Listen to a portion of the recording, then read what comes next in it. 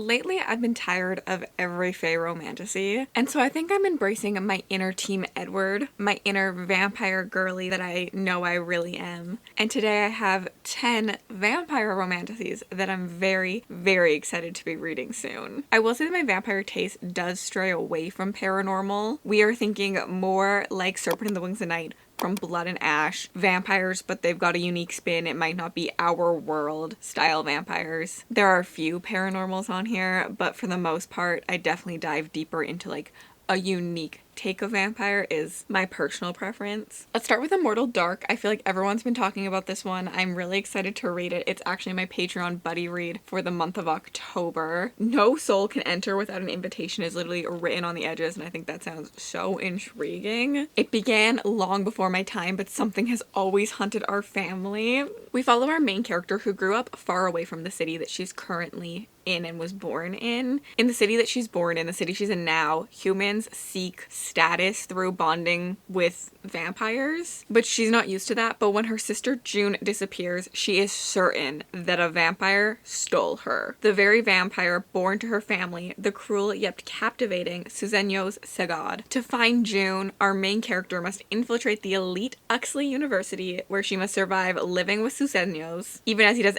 everything he can to drive her away. It doesn't matter that his wickedness speaks to her own internal wickedness. She needs to get down to the bottom of this. She needs to find her sister at all costs and probably kill this vampire as well. But a murder mirroring June's disappearance shakes the university. Our main character sinks further into the ruthless underworld of vampires, risking her very soul. There she discovers a century-old threat, and June could be at the center of it. To save her sister, she must bring the university to its knees. Dark academia, vampire. I'm really sold by this. I think it's going to be a really interesting read. The companionship, like getting status by having a vampire, is really intriguing to me, considering vampires are normally like the threat to humanity. So I'm definitely like very, very excited to read this one. The next one is The Hunter's Gambit by C.L. Perlow. This one we're following our main character who is attacked and kidnapped by the vampires. She is placed in their castle and she is told, "You are going to be our queen." She will be waited on and doted on for 3 whole days as their queen, but at the end of the 3 days, the vampires will consume their queen. Desperate and afraid, she finds no allies within the castle, except a pair of distractingly alluring vampires who seem sympathetic to her plight. But as she devises her escape plan, she comes to realize that she is not the only one who is trapped, and no one is prepared for how far she's willing to go to survive. I think that this sounds like really cool to see like someone trying to escape a spooky like gothic house of vampires. I'm picturing like scenes of her like hiding and them being like, "Where are you? I can smell you." Creepy little scenes like that, and like I'm guessing there's gonna be like tunnels in the walls. Like I'm really, really excited for this one. Next up we have The Scarlet Veil by Shelby Mahurin. This is actually in the same world as Serpent and Dove, but I believe I can read this separate. And I mean, it's vampires, so I had no interest in Serpent and Dove, but give me a vampire and I'm all in. We follow our main character who has been known to be like a sweet angel daughter. She's perfect. She's listened to everything her parents say, except for she surprises the entire kingdom and defies tradition and becomes the first huntswoman. This surprises literally everyone, including her husband, who happens to be in charge of the huntsmen and rules them with an iron fist and doesn't think this is a good idea, but she's made it. She's doing it. No one can stop her. I love a strong woman. Isn't gonna let you tell her what to do. Technically, he's only her fiance, not husband. But there's a new evil rising in the world, and our main character, determined to prove herself, tracks the killer down to a cave. In it, she finds creatures that are only spoken in ancient nursery rhymes. And she catches the attention of the king, who hides his plans for her under beautiful words and sharpened smiles. And now our main character, Sully, has a new reason to fear the dark. As the dark gets closer, she's more tempted to give in to his dark hunger and into her own as well. Listen, I had no idea this existed, and I'm very excited. I'm intrigued. I mean, I love this like setup. It just sounds really good. I feel like there's gonna be like mystery behind like what happened and why the vampires aren't actually cruel and things like that, and I'm just like really excited for this one. I think it's gonna be a good one. The next one is a big popular one, but The Songbird and the Heart of Stone. This is the 3rd book in the Crowns of Nyaxia series. It is a separate duology. We're following a new character and their love interest. I do, however, think that you have to read the first duology to continue into this duology, but I'm not 100% certain on that. However, if you have not read A Serpent in the Wings at Night, please do. It's incredible. I can't really read the synopsis to you because it does spoil a few things that happened in The Serpent in the Wings at Night, but we're following Mish, who's a character that we all fell in love with, or enjoyed at least, in the first 2 books. And I'm excited to see her tragic past develop into this beautiful love story within this. The vampires in this are really cool. They do have wings, they do fly. If anyone knows how to write a blood drinking scene, it is Carissa Broadbent, in my opinion. There's some really, really good blood drinking scenes in the first 2 books, and I'm very, very excited to start this new duology, this new journey, and to fall in love with a new love interest. I mean, we already know we like Mish, but like, we don't know who the love interest is, and I'm very, very excited to find out. I'm very excited to dive into this. And next up we have Mistress of Lies by K.M. Enright. Fate is a cruel mistress is the tagline of this, and I think that sounds absolutely amazing. We're following the daughter of a powerful blood worker, and automatically seeing the term blood worker had my interest piqued. And she has worked her entire life to build who she is. She has a network of spies, and she's gathered every scrap of power she could. And in order to save her brother,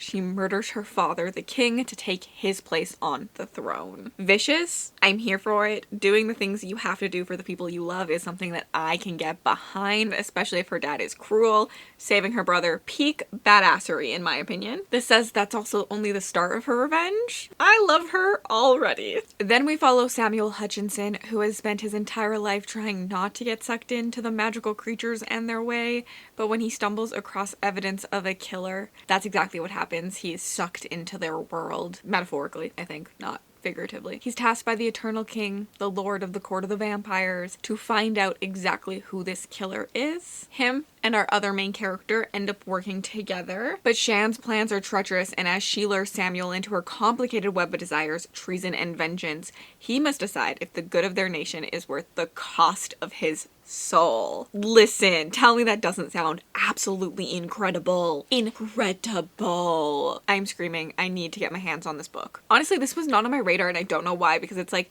been in all the fairy loot boxes and things like that, and I've seen so many people open like stunning editions, and then I don't know why I didn't know it was about vampires, and I read the synopsis and went, what was wrong with me? Why was this not already on my TBR? And we have A Cruel Thirst by Angela Montoya. This is a YA vampire story. In this one, we follow our main character who has wanted to always join the family business of hunting down the bloodthirsty vampires. However, her father has different plans for her. All he wants for her is to marry her off and have good family and some kids and be a mother, which is great for some people, but if your dream is to be a vampire hunter, probably not what you want, and women should have the right to make that decision on their own. Our main character, Carolina, plans to show everyone that she would make a better vampire slayer than a wife. She ends up running into a handsome Sediente. Sediente, I think, means vampire in this. They call them Sedientes. He's also very kind, and she starts to question everything she's ever known about vampires. Our vampire, our Sediente, Lalo Villalobos, doesn't act on impulses, and as the eldest of 2, his duty was to carry on the family tradition,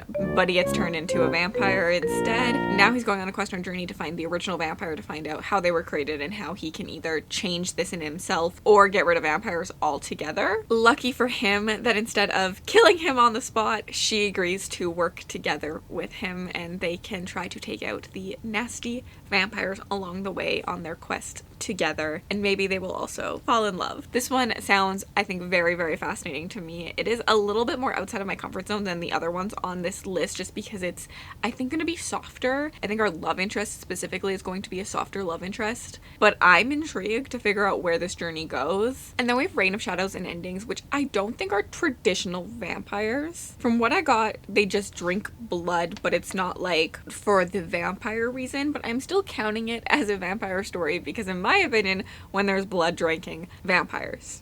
And I do know that this is set in the same world as the Lady of Darkness series, and there are vampires in that series, so I'm hoping that we also see them in this, along with the blood drinking ritual that these people all do. In this story, we're following a realm where the gods made their children and gave them powers, but they feared that one day their legacies would be too powerful. So they gave them a realm all on their own to be like happy and just survive themselves. With that, the Fae ended up becoming servants almost to the legacy. Every 5 years, the eligible Fae are gathered for this election and assigned to serve in one of the 6 kingdoms. To be chosen as the personal source for a kingdom heir is the greatest honor, and for the first time in millennia, all 6 kingdoms have heirs choosing a source. but their selections could tip the power balance a little too far, a chosen that was never meant to be. So we follow our main character who finds herself the source to the heir of endings, and she winds up serving the darkest kingdom of them all. The secrets within that kingdom are meant to be learned and kept, but this was never the life she wanted, fighting not only the fate thrust upon her, but the temptation to lose herself to desire. Tessa will do anything to escape her new destiny until she starts to realize maybe the world wasn't as forgotten as they thought, and maybe she's the reason why. I'm intrigued by the mystery here. I liked the characters in Lady of Darkness enough, even though I didn't continue. I've heard this is very, very dark, and I think that that's like the legacies drink the blood of the power people, their power sources, I think. I could be completely wrong, but I know that there is blood drinking in this book, so I'm counting as a vampire story. Everyone is screaming about Melissa K. Rowick, and since I didn't get on the Lady of Darkness hype train, I would love to be on the Reign of Shadows and Ending hype train. Next up, we have The Stars Are Dying by Chloe C. Ponaranda. This actually, I don't think the romance is between a human and a vampire, but there are vampires within this story, so I'm also still counting it because I just love vampires. The brightest star meets the darkest night is kind of the tagline for this one. The king keeps them within his grounds by saying that there are deadly creatures outside, that you cannot go outside, and even though he is a tyrant king, it's safer inside than out there. But our main character, who has fragmented memories of only 5 years of her life, has determined to discover more of her past, decides she's going to escape. There she meets Knight, who lingers in the darkness. Maybe he is a vampire. I lied. I think it is between the vampire and a human, because she meets Knight, who lingers in the darkness that expands between the stars, and soon she discovers that her captor's wicked means of control weren't based on a lie to keep her under locks after all. In her desperation, Astria accepts Knight's help before she can decide if she might have sold her allegiance to one of the bloodthirsty beings the people of her world fear. Yep, he's a vampire. I just read this in my upcoming releases video. Clearly in one ear, out the other. Clearly. Once the bargain is struck, she ends up having to go back to the royal court and be in a trial hosted by the king in which 5 human lands compete for a cycle of safety from the vampire seeking blood. She must decide if participating for the safety of her kingdom is a ruse worth dying for, or if protection and the answers to her past really are her strongest desires. Listen, reading that for like probably the millionth time, I've probably read that synopsis a million times. I feel like it finally clicked in my brain that he's a vampire. And I'm like, shooketh. I literally thought that she was just like running from vampires. I'm so dumb, but I'm glad that you can all witness this on camera, because now I'm excited. Next up, we have Embers in the Snow by Anna Carvin. And again, this one is a little bit outside my comfort zone, but I'm excited to branch out. I'm excited to find new favorites. That is what my favorites have been this year. Things that like I didn't normally think I would like, that I like fell in love with. I just feel like it's always good to expand our horizons. In this one, we're following our main character who was always known she'd be married off. She just didn't expect it to come so soon, and she did not expect it to be who it is. Her dad ends up going to the emperor and offering his daughter's hand. She's now betrothed to the emperor's son, Corvan Duthris, war hero, commander, fallen. It's said that he battled dark magic in the mountains and that dark magic changed him. I smell a vampire. He refuses to show his face in the capital because he can no longer walk under the sun. He's also the emperor's firstborn, the once heir to the Rahavan Empire, and it's unheard of for a baron's daughter like me to marry into the powerful Duthris family. They're shipping me off before winter's end to the cold, forbidding north. To the cursed Archduke of Tyron, I'll go. I have no choice. There's too much at stake. I can only pray that Corvan Duthris isn't as terrible as the rumors make him out to be. I bet you he's gonna be just as terrible, but not as terrible all at once, and I'm gonna fall in love. I want to read that. Like, that just sounds so catchy. It's just like catches my attention so much. Probably the most outside of my comfort zone is Angel's Blood by Nalini Singh. Did we all listen to Tori squealing about this book earlier this year? Tori Between the Pages and Base Reads were both reading this and absolutely obsessed, and then I believe Aaron read it, booked and busy, and was obsessed, and I'm scared. I'm very, very, very scared of it, but also I really want to try it, because what if I'm that obsessed? This is paranormal romance,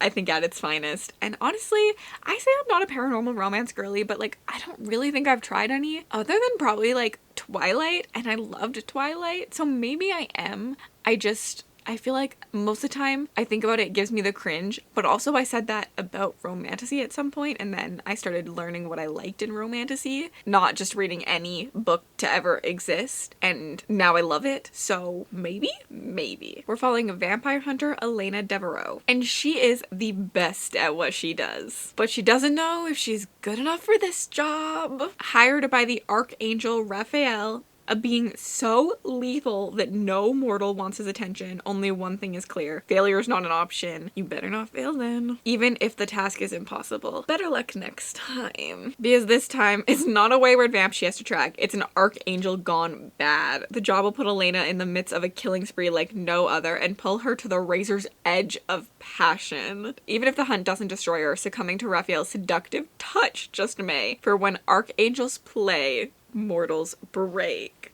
Oh my lord. Break.